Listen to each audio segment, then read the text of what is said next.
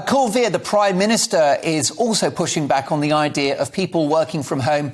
He said today in the, I think it was the Telegraph newspaper, that work from home doesn't work. I think you know what's happened here, Mark. The government, and yes, the Prime Minister, spent a lot of time and a lot of money on campaigns telling people to stay at home.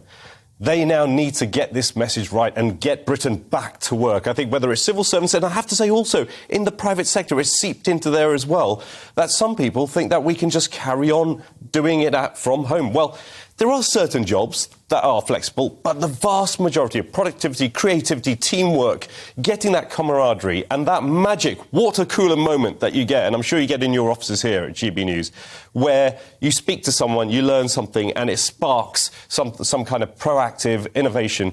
You need to be together in an office to do that on the whole, and we need to get Britain back to work. So I think more messages from the Prime Minister, more messages from the government, and yes, more people at their desks in their offices when they need to be. We've seen, haven't we, Kulveer, great leadership from Jacob Rees-Mogg in relation to the civil service. He's been leaving notes saying, "I'm sorry I missed you. I hope you will return to the office soon."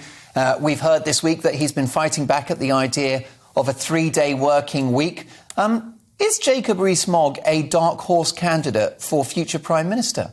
And I think we have a Prime Minister at the moment who's doing a fine job. But I think, you know, Jacob Rees-Mogg is doing what a good Conservative needs to do, which is look at whether there is taxpayer value for money being delivered by the civil service. Let's be honest, if as a Conservative, it's the number one priority that I have, which is, are we spending my money, your money, everyone's money in the right way? And that's where he's scrutinising the civil service in a very polite and a way that only Jacob can do.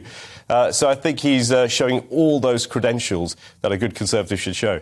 Francine, I do have legions of viewers for whom work from home has been fantastic. They're putting in an 8, 10, 12-hour shift at home, but they're able to pick their kids up from school. They can take the dog for a walk. It's great for their mental health, and they're saving a fortune on bus fares, petrol or train fares. What's not to like? Well, personally, I've said this before on the show, I find it really difficult working on my own. I think teamwork is dream work. And see, for me, if I'm at home, I'm thinking, oh, God, the dishwasher needs going on, or I need to walk the dog, or silly things like that. So I can't productively get on with my work. But I know so many people that don't want to go back to the office. They find it so nice to be able to sit in their pyjamas while they're on the phones, on the computers, where I find it really demotivating. You know, I have to be dressed, put my makeup on, look presentable for me to get on the phone and be professional. I know that sounds crazy, but that's how I feel productive. And I think we should all now get back into the office and get back to normal.